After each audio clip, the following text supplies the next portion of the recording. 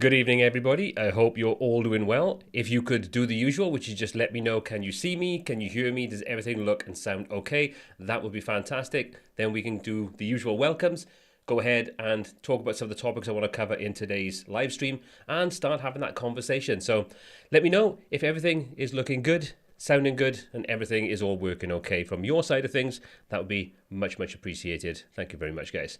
Okay, so sound okay? Thank you very much, Chris. And sound check, yes. Is the video all looking okay? Sound and video all good? Thank you very much, Michael, and thank you very much, everybody else. Okay, so let me just quickly go through and just welcome everybody. So first of all, as we always do, if you are new to the live streams, please do put hashtag new into the chat. Just lets me know we've got some new people in and I can give you a kind of hi and a welcome. And also, if you are a long-time viewer, just let me know by putting hashtag old in and you'll also get a little bit of a mention. So if you could do that, that would be absolutely fantastic. Thank you everyone for letting me know that the sound and the video is all looking good. Much appreciated. And first of all, as always, most importantly, we do have a little drink. As you can see, I've got my new, is it on that side as well? I'm embracing the Peter McKinnon lifestyle. We're going pirate today. So, and the nice thing is I found out this will actually just take a full can of Hazy Jane or whichever of those IPAs that I'm enjoying. Fits in perfectly. So if you haven't got a drink, grab yourself one. Doesn't have to be alcoholic. It can be a cold drink, a hot drink, whatever you fancy. But grab one and let's get in chat in. Okay, so we have quite a few old timers in here. I'll say that in the nicest possible way, obviously. And let's have a little look who we've got in as some newbies. Let me just quickly search a little bit. There we go. So Kevin Smith, thank you very much for joining in. Andy Von Bussy, I hope I said that correctly. Thank you very much for joining. Matthias, thank you very much. Plaisir de Roulet, I hope I said that right. Probably not. But Francois, I believe was your name you said. And we've got Nafiel, I hope I said that correctly. Raphael, Jazz Nova, thank you very much for joining in tonight and just getting involved, becoming part of the WP crew and just jumping on the live streams. It's always good fun to see new faces as well as the old ones that we're kind of used to having our chats with. Okay, let's do a couple of hellos. As always, if you enjoy the content that I create on the channel, you also enjoy the live streams, give this a thumbs up just to let YouTube and the algorithm know that you enjoy the kind of content that we put out on the channel. And it's a good way of just giving me feedback. So if you could give that thumbs up a click, happy days. Okay, let's have a little look who we've got in this evening, and then we'll take a look at covering a couple of topics that I want to talk about. But as always, if you're new to the live stream, this is a conversation. It's not just me talking to you for an hour. It's us talking about different topics, things that interest you, things that I cover on the channel, things you'd like to see covered on the channel, topics around WordPress in general, all those kinds of things. So do get involved in the conversation. Okay, so let's just jump back up to the very long list of comments and feedback and so on and just say hi. So Rich, always good to see you in. Safe journey coming back with the family. Hope everything's okay and you can stick around on the live stream when your signal is strong enough. Michael, always a pleasure just to have you in here. We've got Thomas from Northern New York State. Thank you very much for joining in tonight. It's great to see you. Now, I have no chance in saying this, so I'll just pop this up and say good evening and welcome. Thanks for joining in tonight in the live stream. Kevin Smith, good to see you. And we've got Tieka, so good to see you as well. I hope I said that correctly. By all means, please let me know phonetically if I butcher your name. I do apologize. Stratos, always great to see you in. And as I always say every time we have a live stream, if you haven't checked out Stratos tutorials on YouTube and you want to learn more about various different themes, tools, Elementor, Oxygen, all those kinds of things, check out Stratos tutorials. Have a little look on YouTube, subscribe to his channel, and get commenting, giving him feedback on the content he's creating because he's doing a great job. So share the love and spread the word. Okay, and we've got Mario, good to see you in from Vienna. Hope all is well with you. Elvio, hope everything's good with you from in Brazil. We've got Alan. When is live going live? Now. And let's have a little look. Afsar, hope you're doing well from Pakistan. Fabiron from Finland. We've got, now I never say this, so again, I'm just going to pull this up and just say good evening. Thank you for joining in again. It's always good to see you in. We've got Uzi from Israel. Goran, good to see you in as well. Christopher Wells. So, John Fairest, good to see you in as well. Lots and lots of people that I know in tonight. And Chris Oliveira, good to see you in. Okay, so a couple of things I want to have a little chat about, but like I say, please do just get involved in the whole conversation so we can have a sort of two-way chat. Finn, good to see you in as well. Ali, good to see you. Ariel, good to see you in. Cedric, Pro Web Assist, good to see you in.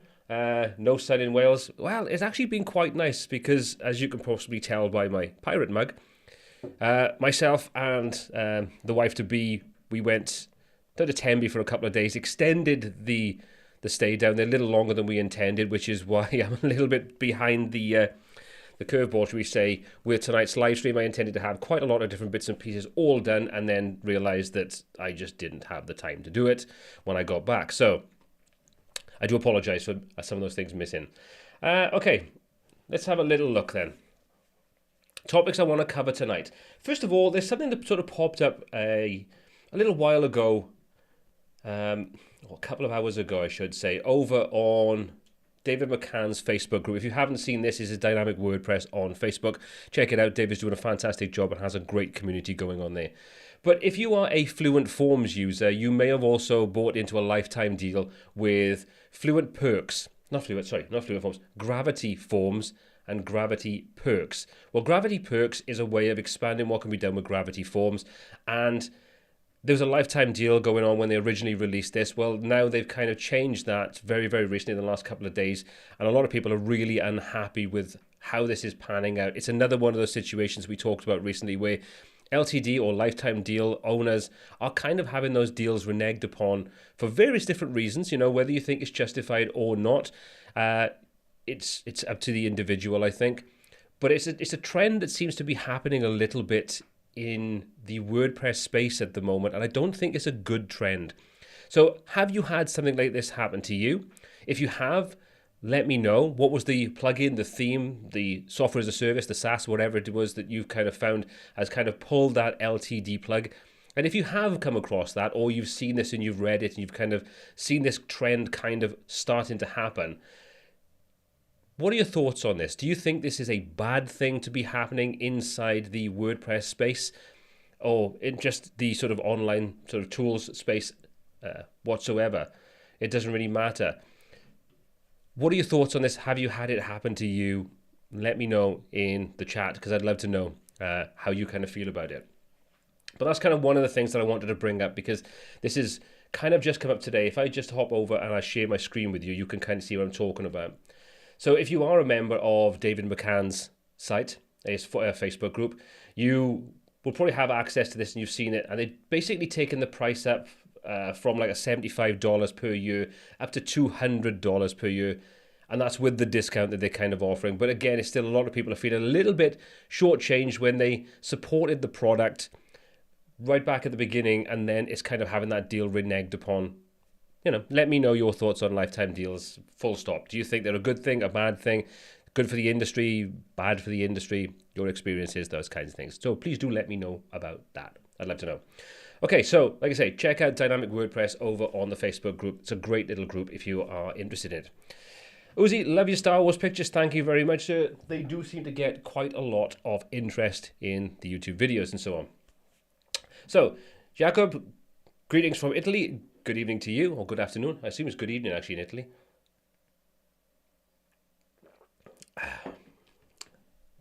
Okay, so I'll come back to some of these now. If you've got a question that you want me to answer, and like I say, I will try to answer various different questions as we go through the live stream. If you could start the question with #Q and then put your question afterwards, it makes it easier for me then to go ahead and find these a little later, and I can star them and I can come back to answer them a little later in the live stream as we go through things. Bear in mind, if you are asking me a question, if you ask me to do something like, you know, how do I build a so-and-so website, I'm not going to be able to kind of cover that side of things in a live stream. This is a two-way conversation kind of thing where we can chat about various different things. So do let me know. So Alan, let me just answer that question. Let me sort of add this to the broadcast. Have you heard about SureCart yet? Now, SureCart, if anybody doesn't know what this is basically Adam Prizer from WP Crafter alongside Sujay Pawar, and I think the Brainstorm Force team, but I could be wrong on that front, but Sujay is involved in this.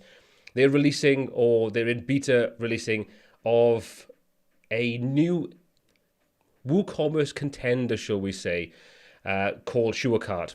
There's two parts to this. It's basically a hybrid online shopping cart kind of tool, which has a cloud-based component to handle various different aspects of it, as well as a WordPress integration aspect of this that allows you to kind of combine the two things. Now, I've seen various different people asking sort of for clarification on this kind of thing, and not necessarily being totally happy with that cloud element, worrying about being in control of their data, those kinds of things. I haven't tested it. I haven't got any kind of early access to this, so I'm in pretty much the same boat as everybody else when they've kind of looked into this. I think it's good that we get some kind of WooCommerce contender, because WooCommerce has kind of had the market share of WordPress-based online sales for a very, very long time. So I think anyway we can kind of get new tools into the market.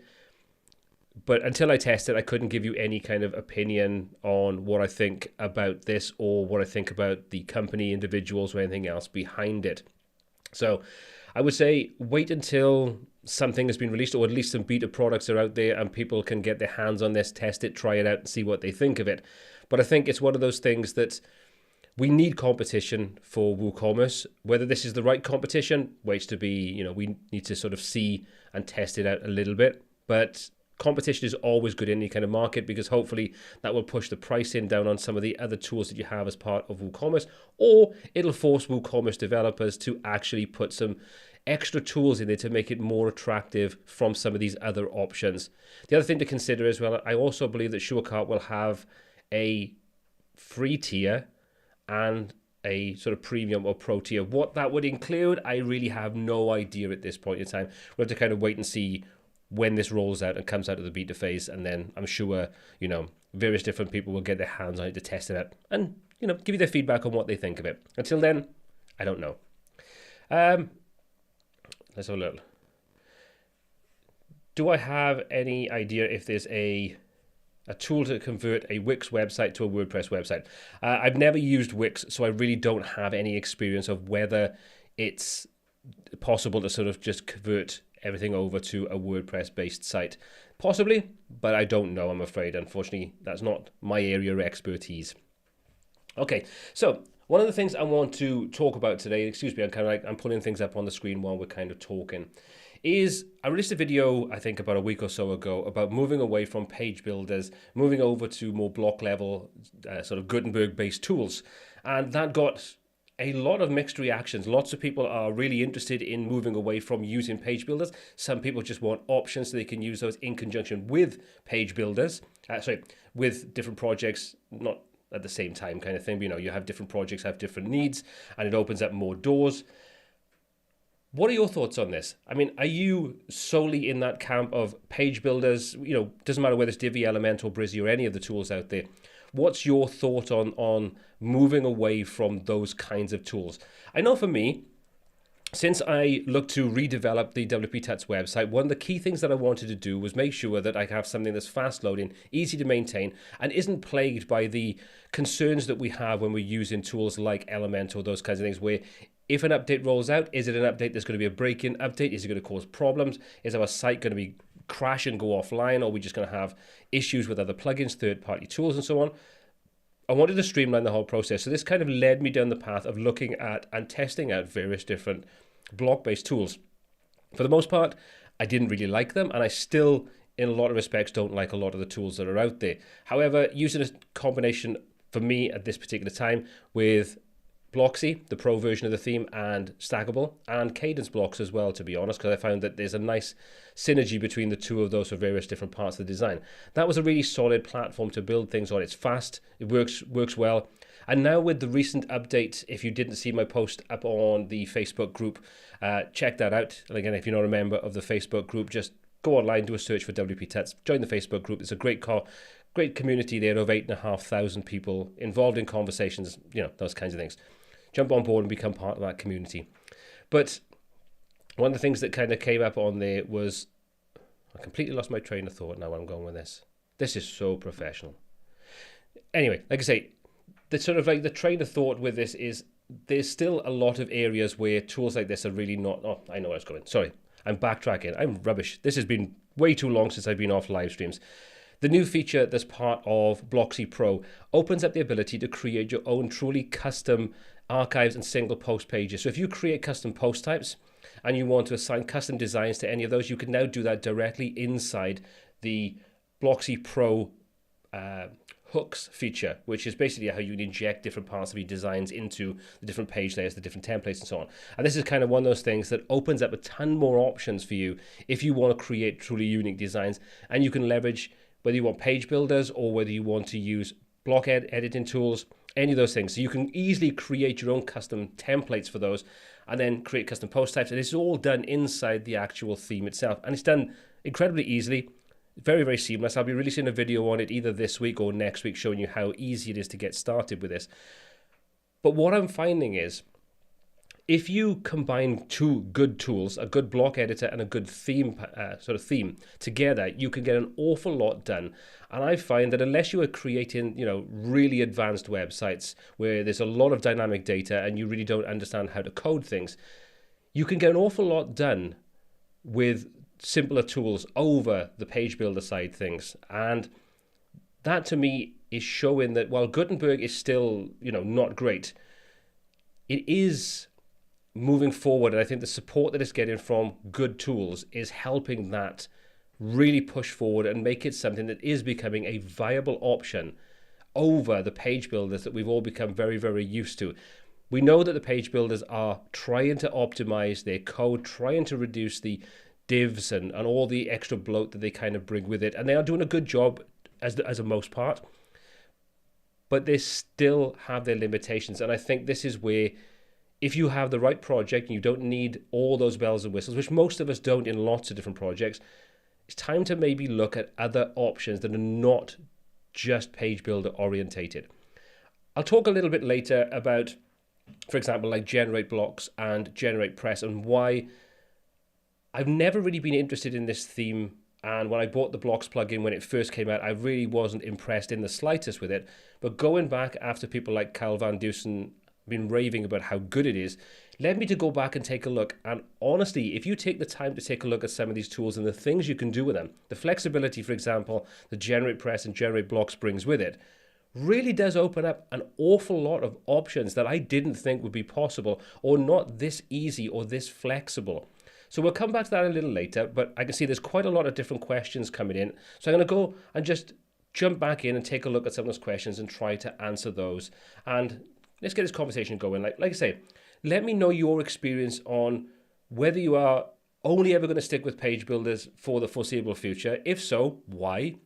Is there a reason why, based upon the types of projects that you do, the work that you work on, you couldn't move over to a good block builder and a good solid theme? Let me know in the chat, because I'd love to know. Okay, so let's take a look at some of the questions that I've got. Let me just quickly go ahead and search for some of those.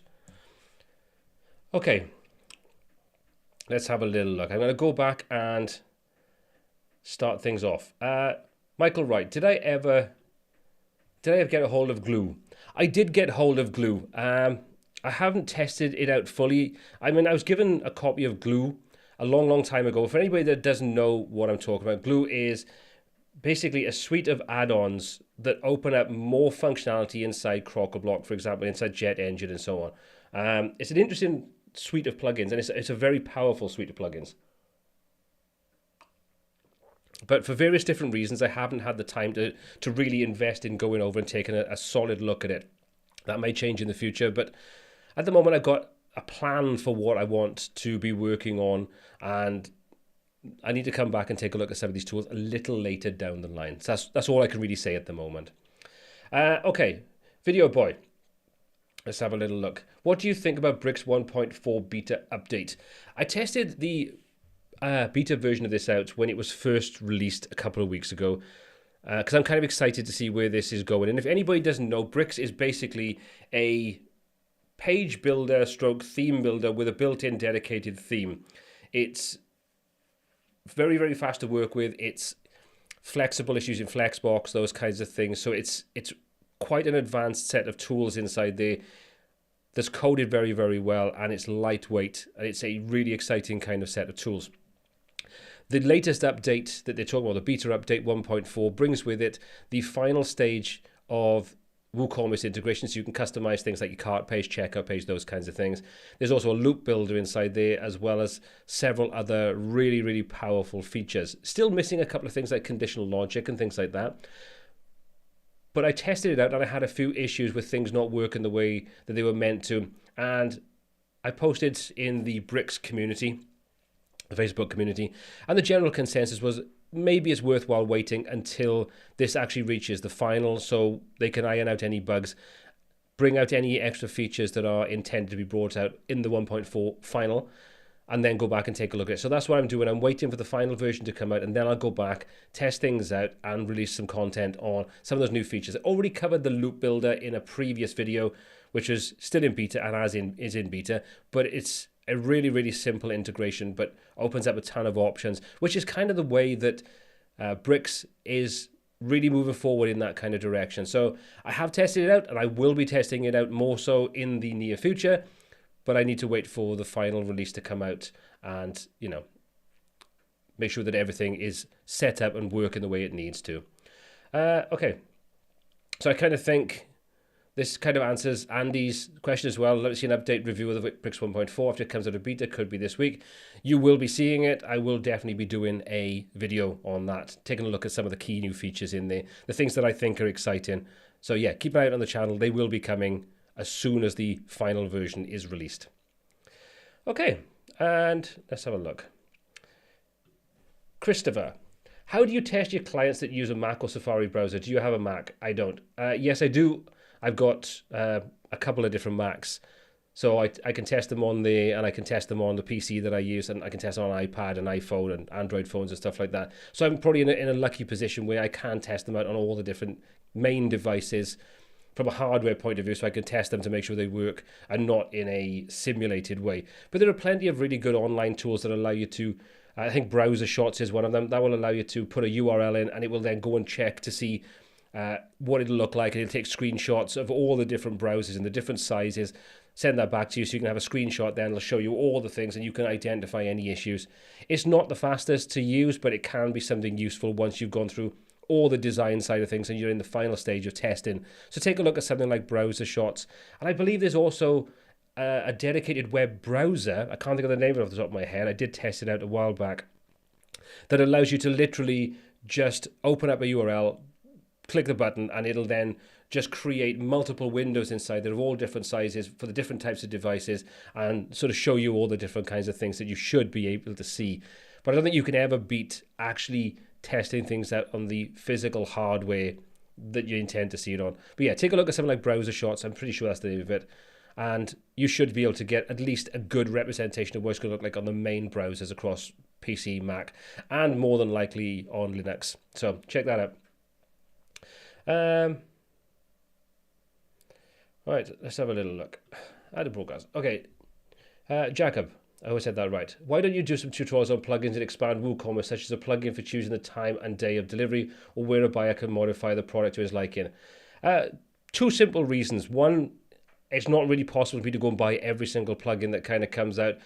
And two, WooCommerce videos, for the most part, don't necessarily do that great on the channel. There are some key ones which I think everybody that's new to WooCommerce needs to know about, things like shipping, tax, those kinds of things. They generally do quite well. But I have to sort of like look at the money I invest in a plugin for really limited viewership and not necessarily getting much in the way of views on that, which means that I kind of waste my time on it.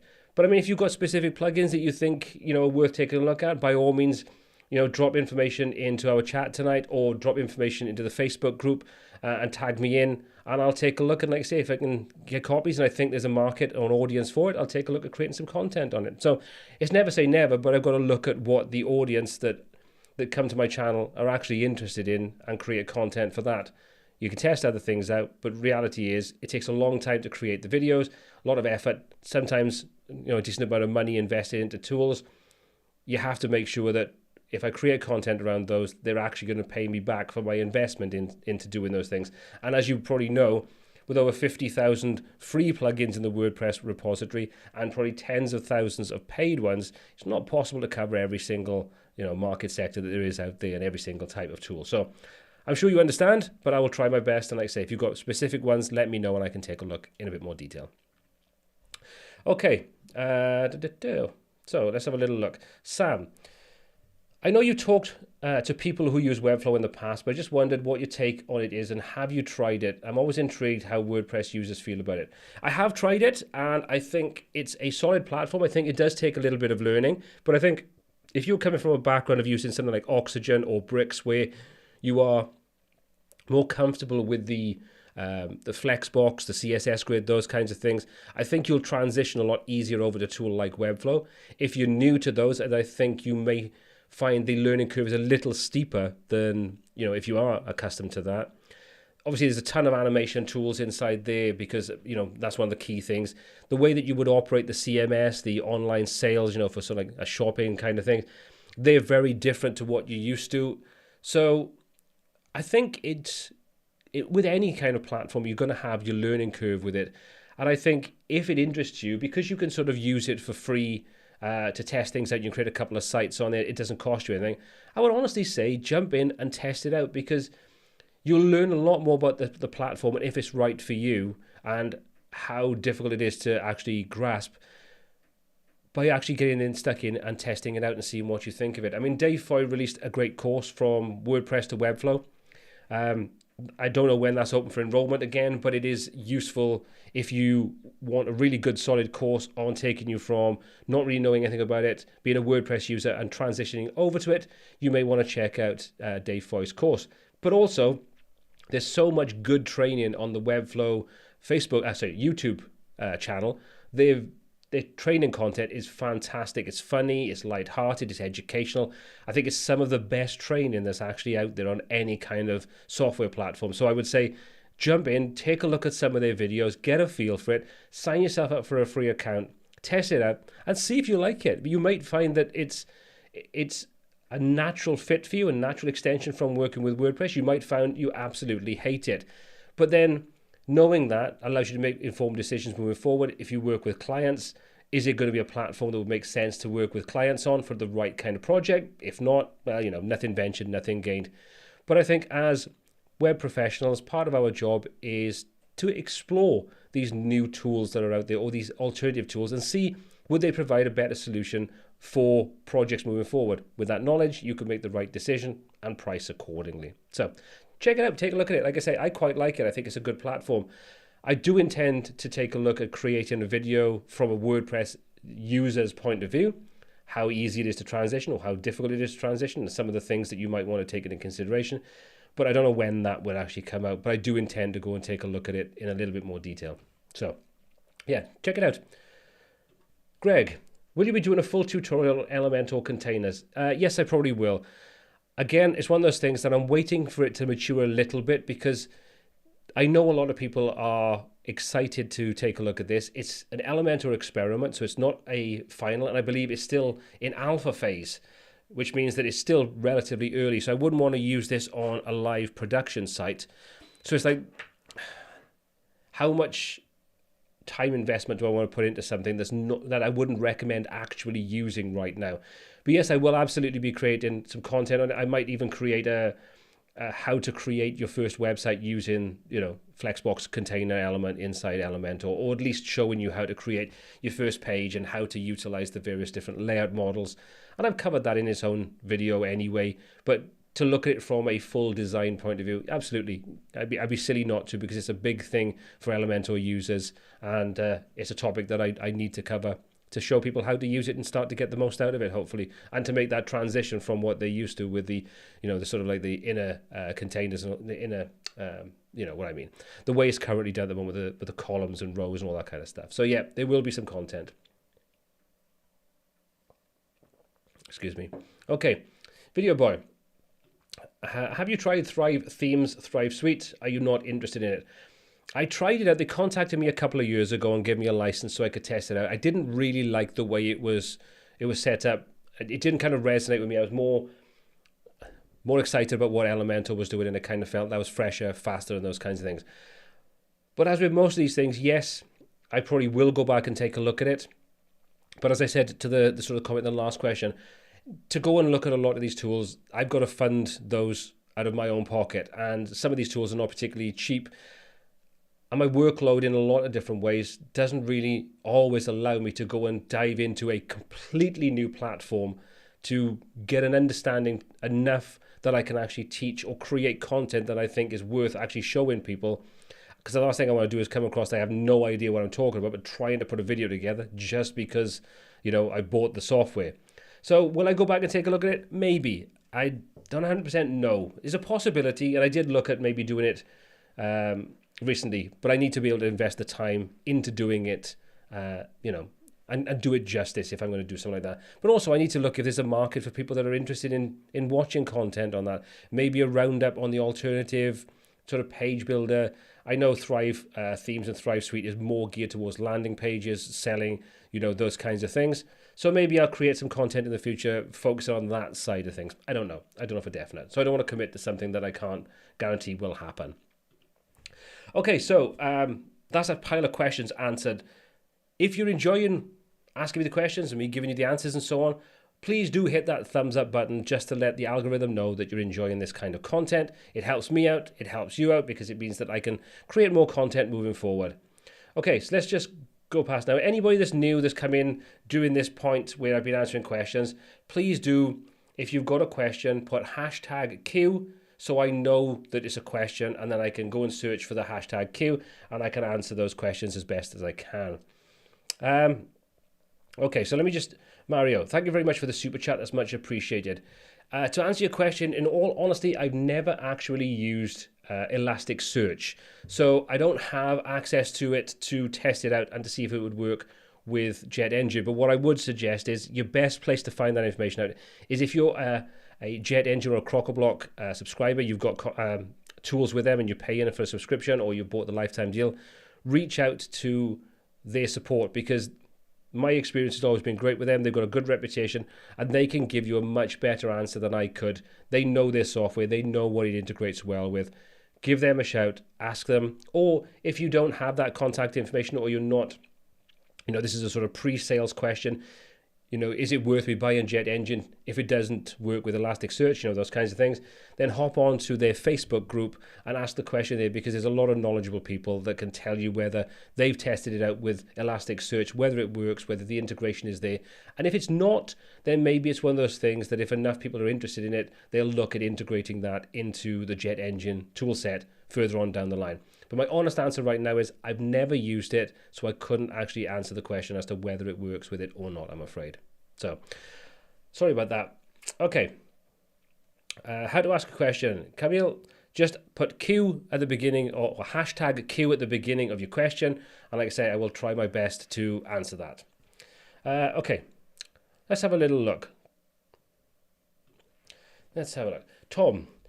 You do test a lot of page builders and themes, but what is your preferred solution when building for clients? And do you think Gutenberg will render Elementor or Oxygen useless in a few years? Right. This is a kind of a two-sided question.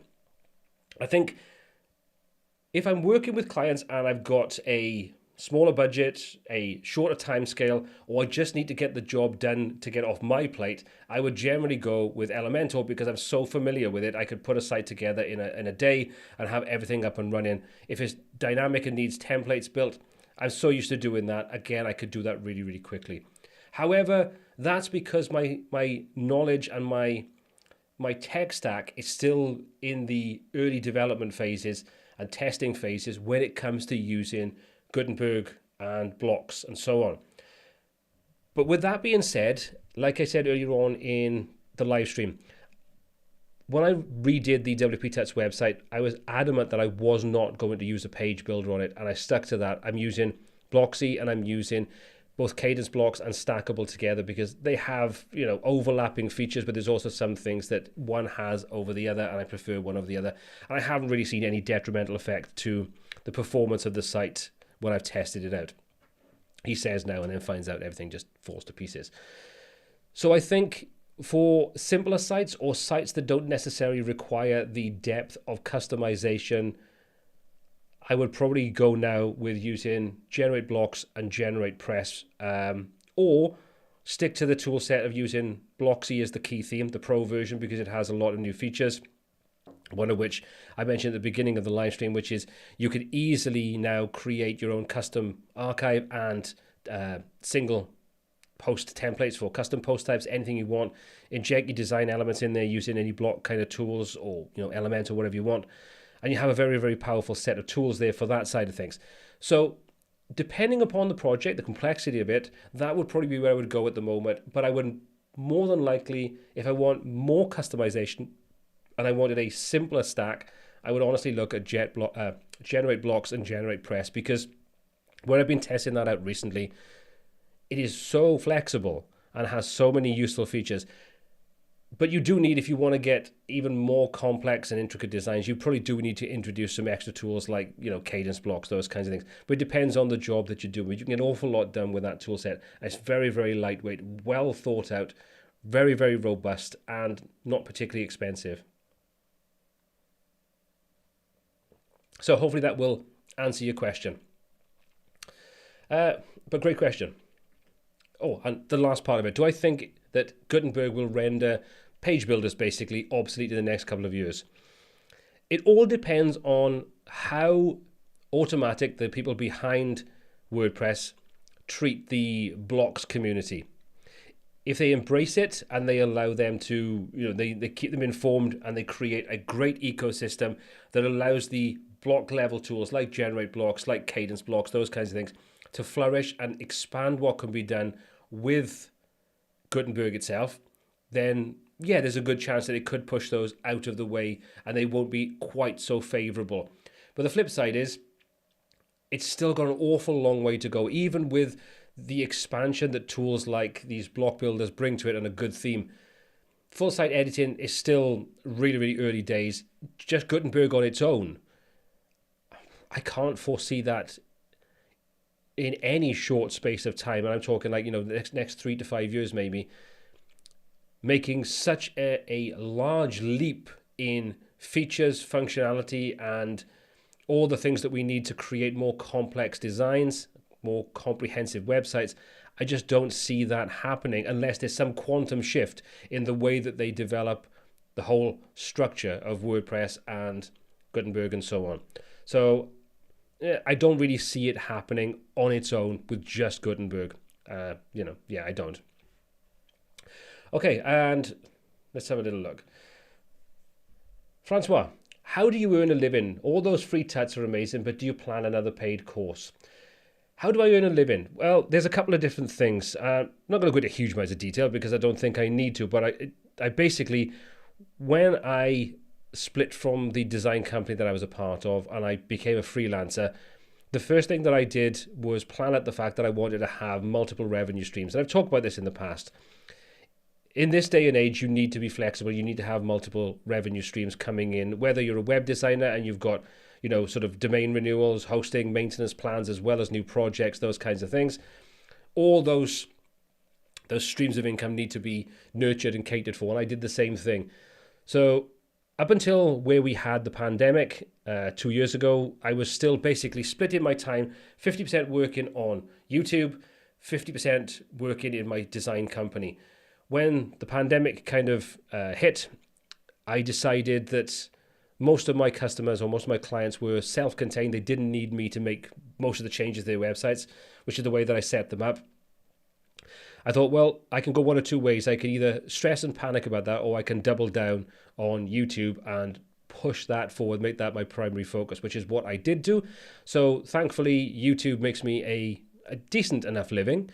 But alongside the other revenue streams, such as affiliates, such as creating content for different companies, when they ask me to create content, that's white label content. So I just create the videos, no branding. Or if I've got plugins that I really do feel passionate about and I like what they do, many times I've used the free version and created multiple videos on that. Then the companies reached out to me and asked me would I look at working with them to create dedicated tutorials for them. I've done that side of things. So there's multiple different revenue streams all kind of coming in at the same time. That means that my income is relatively I can't say protected, but, you know, having multiple revenue streams just makes the whole process a lot safer, because if one thing disappears tomorrow, it's not the end of the world. With regards to courses, yes, I am going to be releasing new courses. I've got 2 ideas in the pipeline at the moment, which I don't want to say too much about, but they're kind of topics that I've either covered on the channel or I will be covering on the channel, but these will go much deeper into giving you the skills and the knowledge to be able to take what I show you and go way, way further, because you'll have an understanding of how the different functions, the tools, how things interact with each other. You have a good solid understanding of how they work. So yes, I do intend to do a couple more courses this year. These ones will probably be mini courses. So, you know, like 2 to 3 hours kind of long. And once I'm ready to sort of put some information out on those, I will let you know. But yes, there are more courses coming during this year. Fingers crossed anyway, you know, if life doesn't get in the way as it tends to do. Hope that answers your question anyway, Francois. Okay, wow, so many more coming in. Good evening, Els. It's good to see you in. Thank you very much for joining in tonight. Hope everything is good with you. Let's just have a little look what other questions we've got going on tonight. And I'm conscious of the fact we've got about 20 minutes left of the live stream. Okay, where would I get up to the last time? Wow, lots more. Let's have a look. Jamie, are the people behind Blocksy a stable company project? I'm planning to use Blocksy from now on. I love it. Well, I mean, I don't know any company about being, you know, how 100% how 100% sound a business is, stable a business is. But Blocksy has been going on now. I mean, I've been using Blocksy for probably well over a year, 18 months. All the correspondence I've had with Sergio, who's one of the guys involved in it, the plans that they've got moving forward and so on. I think, you know, as any software company can be, unless they're a company like Microsoft, you know, there's always an amount of risk involved in it. But they're continually releasing updates, new features. So I think if it was a company that was struggling, I don't think they would be putting that much time and effort into creating and pushing the theme forward. I know they're already talking about or started working on their blocks plugin, which will then complement the whole theme itself, which obviously is something that we would want to have with any kind of theme. I think, like I did in the video last week, I think if you've got a theme, a good quality theme, well coded, well optimized, and the same developers have their own block plugin, I think you have a really good combination that alleviates a lot of the stress and anxiety that goes with the updates that come with page builders, with WooCommerce, those kinds of things. So I've never seen any indication that they are, you know, going in a downward position. But obviously I can't say for definite because I don't know any more than the average person does. And it's not my place to ask them. But I've built my website around Blocksy, and I wouldn't hesitate to build other websites around Blocksy. So take that for what it's worth. You know, might mean something, it might mean nothing. Okay, let's have a look. Bear with me. Let's have a look. Okay. Stigma. What feature would you like Elementor to implement today? Oh, that's a big question. If we're talking about one feature, I suppose the selfish part of me would be to have more dynamic integration, as in we've got dynamic conditions, those kinds of things. So it fully fleshes out the core features that we need to be able to build dynamic websites with Elementor. If I was looking for a more pragmatic point of view for the biggest impact for Elementor's users, then I would say that they actually pull their finger out and they push out the container element, because I think that's going to have a bigger impact upon Elementor moving forward, from both, you know, faster websites, leaner code, those kinds of things, but also falling in line with most of the other modern page builders. You know, Bricks is using this kind of model. You've got Oxygen is using and has been using this kind of model, and a lot more of the page builders. I mean, if you're looking at something like most of the good quality block editors, you know, Generate Blocks, Quickly, those kinds of things, they're all using the Flexbox, and some of them are using CSS Grid. So I would say if that's the one thing that they were looking to implement today, that would probably be the most important one. That would have the biggest impact about, you know, for the wider Elementor community, if that makes sense.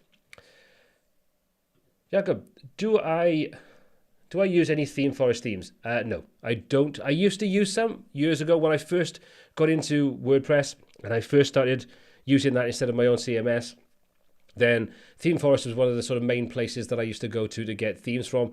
But the inherent problem with a lot of the themes back then, and I'm sure certain ones now will have the same, is they try to cater for everything. So their demos look absolutely fantastic, and they'll show you there's 50 different pre-built demos of all these different industries. But the theme itself is trying to cater for everything, including the kitchen sink. And that means that they tend to be bloated, not necessarily well optimized. Or I'm talking about when I used to use them. This might have changed, but yeah, I wouldn't know. So personally, from a themes point of view, I think you're much better to be using a good quality theme, such as GeneratePress, such as Astra, such as Blocksy, any of those kinds of themes that have been optimized, and they're not trying to stuff everything in there to make it all things to all people. They just want to have a good solid starting point, and that's you go ahead and create what you're looking to do and use the tools that you want. A lot of these have a specific page builder or a specific set of features integrated directly into it, and they sell the sort of license sells with, like you might have like Slider Revolution and Elementor and a couple of other bits and pieces, and that's very enticing for the uninitiated that they've heard these terms, these different pieces of software, and they think, oh, I can pay $50 or $60 and I'll have a license for that and a license for that and a license for that alongside the theme, and the theme looks amazing. And then when they get it, they realize it's actually a lot more difficult to get what they want out of it than they first thought. So for me personally, I would never see myself going back to Theme Forest to buy themes. I wouldn't. So yeah, again, take that for what it's worth. Okay, Alfred, are you going to open the course you had before? I'm assuming you're talking about my design system for designers. Yeah, I will be opening that back up. I don't know when yet, but I'm toying with the idea of adding some additional content to that. I don't want it to be a stagnant course that just sort of sits there as new things pop up, and I think new sort of areas that fall into that particular course would be useful. Then I want to put that content together. But it will be opening back up. I just don't know 100% yet when it will be opening back up. But yeah, to answer your question, I will be later on this year. I just don't know when. Resort 01. What do I think of the future of Brizzy? This is a difficult one because I actually work with Brizzy, creating some white label video tutorials for them. If I'm honest, I think their strength is in their cloud platform. I think Brizzy Cloud is the direction that would be a really good one to follow. I use that. I use it for my landing pages.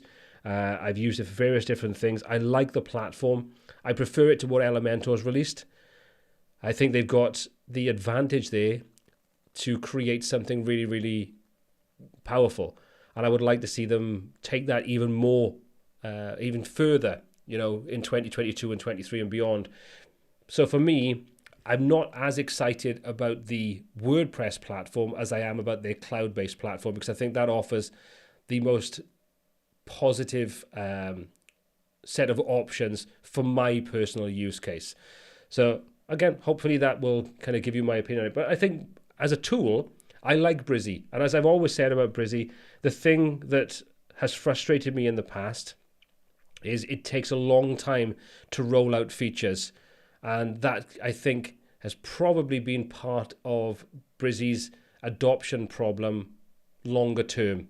I think if features are rolled out quicker, but then the flip side of that is if you take a look at some other page builders that release, updates very regularly that break the page builder in various different ways, or the features are half baked, or they don't come out with everything you need, that in itself is bloody frustrating because you have a carrot dangled in front of you. It's like, look at what you could do, but we're going to leave some key features out.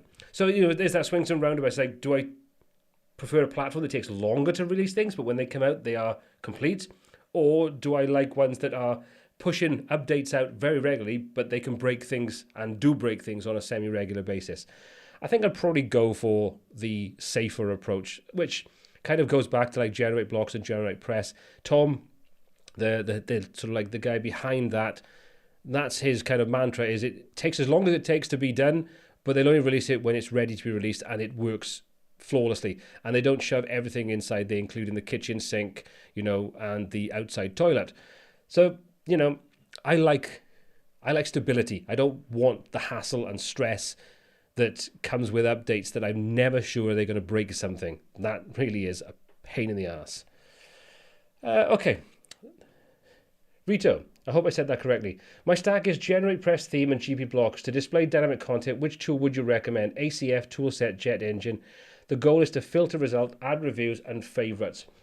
If you want the best integration when it comes to working with Gutenberg, then Toolset is probably going to be your best option, because that is fundamentally being created and is being pushed forward with Gutenberg being its primary focus. It does have a slightly steeper learning curve, I think, than maybe Toolset or Jet Engine, but they do have some really good tutorials out there. If you don't mind, not having that integrated set of tools that Toolset brings with it alongside Gutenberg, I would probably say right now ACF would be a better option over Jet Engine, because I think it's more widely supported by third-party tools. So you're going to have probably more options when it comes to searching and filtering and things like that, unless if you went with some of the Jet Engine and you use their Jet Smart Filters and Jet Search, which I believe they work through shortcodes and so on inside Gutenberg anyway. So you'd probably have the options there. I don't think there's a right one. I think it's probably a case of which is going to work best for your tech stack, which is going to work best for what you want to do moving forward. I would say, like I say, Toolset if you want the best and highest Gutenberg integration. ACF if you want the most widespread support by third-party tools. And Jet Engine if you are happy to have integrated tools that are all from the same developers. Like I say, their search and their filters work flawlessly alongside Jet Engine itself. As for the reviews, I'm not sure. I don't think that's Gutenberg ready yet, or I could be wrong. So that might be something to check out. Right. Okay, so let's hop back out of this now. Okay, so we're going to have a quick fire kind of round. If you've got a really quick question for me, we've got around 10 minutes left. If you've got a really quick questions for me, pop those in there. Remember, #Q, and I will try my best to answer them. But obviously, long-winded questions, going to be difficult for me to answer. Right, let's have a little look. Sorry I'm late. Pity that Liverpool's match is conflicting. By the way, have you checked that the latest update to Quickly is something like 1000000 recurring 0.3? They reworked the builder nav, just wow.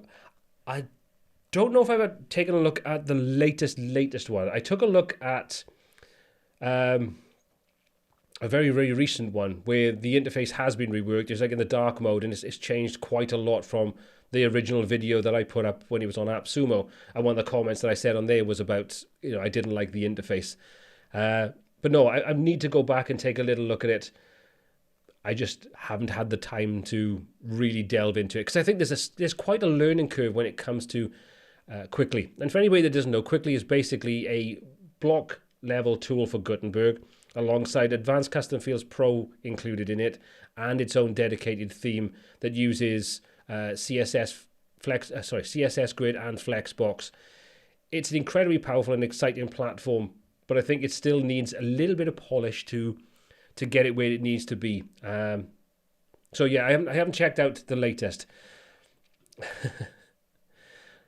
The hoodie. Yeah, I know. I knew you were going to bring that up. Yeah, at some point I will be doing the hoodie. Don't worry, it will come. Life just has a way of kicking my ass at the moment. That was my American, isn't it? Or kicking my arse in my British version. So they will happen. Oh right, okay. So no, not the dark mode. It's from about 12 plus hours ago. You can now drag and drop elements within the structure and on the canvas. Well, thank God for that. There's one thing I hate is where you can't drag and drop things. Yeah. So no, I haven't tried it. I'll have to have a little look, hopefully over the next few days, and see if I can have a look at it. I just got some commitments that I need to get done the rest of this week, because I kind of took a little bit of an extended couple of days off, where I was supposed to have come back like 2 days ago and decided the weather was too nice, the beer was too cold, and the company was too good to come back home. So I'm a little bit behind the curve at the moment. So yeah. Okay. Let's have a little look. Charis, your WordPress tutorials, especially on Croc, will be exceptional. Thank you very much. Would you advise using Jet Engine for an information database system like student management system? I think it all depends on how complex it is and whether you could use the CCTs over a normal custom post type, because the CCT, or the custom content type that's part of Jet Engine, would allow you to have fewer database records. And I'm assuming if you're going to have something like a student management system, it's probably going to have potentially thousands of records, maybe more.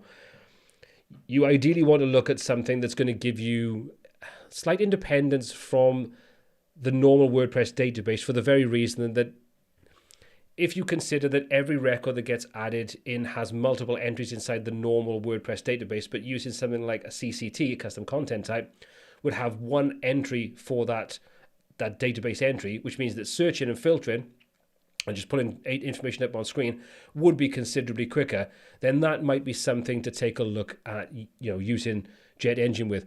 But you'd need to look at how you intend to structure the data first of all, and whether you could use CCTs in replacement over normal custom post types. And if you can, then maybe take a look at Jet Engine CCTs and testing those out. And if you have a license for Jet Engine, or if you want to do a little bit of testing, for the sake of I think the $25 or whatever it is for a single license for Jet Engine, I'd grab it, install it on a test server, the kind of server that you intend to use, and just use something like FakerPress, which will allow you to just generate hundreds, if not thousands, of records. So you could then test the speed of results that you get back from it. That way you get a good idea whether it would meet your needs, and if you could use CCTs over custom post types, it'll give you a better understanding. But you need to sort of spec out the job first of all and find out, would that be viable to use that. The other option would be, if I understand correctly, Metabox gives you the option to have dedicated database tables specifically for your custom post types, your records, and so on. So you may want to take a look at that if you're dealing with a very large database moving forward, because that then should ultimately reduce the cost of your hosting, because you're not having to fork out for very, very expensive fast hosting to counteract the negative effect of having tens of thousands of records stored inside the normal WordPress database. I would take a look at that first of all, and see if that meets your requirements. But, potentially, yes, it should work. But I would say if it is going to be a big, big database, it's always worthwhile looking for options that allow you to take the data out of the WordPress database into its own separate database tables. Right, let's have a look. Okay, so I got the wrong one there. Sorry, excuse me. I'm going to get the right one up now. Stigma. I struggle to implement CCT, had to which the custom post type. It's going to bite me in the future. Sorry, future Stigma. Yeah, this is where you have to plan out what you're trying to do, and then look at the tool or tools that are going to be the best thing for you. I know that's not always easy, because if you're new to this kind of thing and you don't necessarily have a lot of understanding of how databases work and how WordPress implements data into the normal WordPress database tables and the number of records it produces, those kinds of things, it can be more difficult to spec out. But what I would suggest is, if you are looking at things like this and you want to get some potential feedback, join up to the WPTuts Facebook group. Just go onto Facebook, do a search for WPTuts, and it'll come up on there. Because there are so many users. There's currently like 8,500 members of that. It's a very active community, but there's a lot of very knowledgeable people that are building websites every single day, and they're testing these tools out. They found the limitations of different tools. They found out what works well, what combinations work, the best ways to build things, those kinds of things, and get some real world feedback before you invest your time, effort, and money into choosing the tools you want to create something that's going to be more complex than a typical maybe 50 or 100 page WordPress website with a couple of custom post types and some meta fields, those kinds of things. Something with a big massive database. Get some real world feedback from people that are building these kinds of things and what tools they use, and then take a look at testing, pricing up, those kinds of things, so you have a more real world understanding of what needs to be included in these kinds of projects. Hope that helps. Right. This is going to be the last question now because I'm conscious of the fact it's nearly 9 o'clock and I want to keep tonight's live stream to an hour because if I'm honest, I'm tired. Okay, so what's your favorite option for foolproofing editor for very non-techie clients? If I have really non-technical clients, I'll give them two options. One, they can have a maintenance plan or content update plan and they can just literally send me the content and I will do it for them and take it off their allowance, should we say. The other thing is if you are dealing with people that really are really non-techie and they still want to have access to do various different things, I would honestly look at creating your own custom front-end dashboard alongside using tools like custom post types with custom meta fields. And you can do an awful lot there and keeping things really, really simple. And then you can create custom templates for their custom posts. You can create a stripped back dashboard if you need to and just give them access to the things that they need. So you kind of get this middle ground between WordPress and a sort of custom website, custom CMS, those kinds of things. That's what I would probably look at doing, one of those two options. Because if you've got people that are really not tech savvy, chances are they're not going to be confident and they'll be contacting you to make those updates and changes anyway. So you may as well cut out the hassle and just go straight in with saying, look, if you're not comfortable, I'm more than happy to create an update plan, a maintenance plan, a content plan, whatever you want to call it, and then let them take their choice and let them pay you to do the job, because chances are they're going to be so much happier. I know I've had plenty of clients that you can show them how it's done and you can see their face, their eyes gloss over, and at that point I'm like, do you want me to do this for you? And 9 times out of 10 they go, yeah, it just looks so much easier if I just pay you to do it. So that's what I would probably do. Either a simple front-end dashboard with minimal access to what they want to update, or give them the option of content maintenance plans moving forward and then just make some extra money from doing that, and also make your life easier because you don't have to deal with the aftermath when they inevitably screw things up. That's what I'd probably do. Anyway, so I'm going to call it an evening there. I can see it's 9 o'clock. I want to say thank you so much for everybody that's joined in tonight. Everybody that's given a thumbs up. You can still give a thumbs up. It's still working. Thank you very much for your involvement tonight. Thank you very much for joining me on tonight's live stream. It's been an absolute pleasure having a chat and having a catch up. I'll be doing another one now in 2 weeks' time. So if you want to bookmark that, I'll have that up online in the next couple of days so you can bookmark that. If you've got specific things you'd like me to concentrate on when it comes to the live streams, let me know. Like I say, limitations are what we could do. I'm not going to go through tutorials and building things and stuff like that. That's what the tutorials are for. But if you've got anything you'd like me to take a look at in the meantime, any topics you'd like me to cover, any things that you've got questions on, I will do my very best to include as much as I can in the next live stream. But as always, thank you so much for joining me. Stay safe wherever you are. And until next time, take care.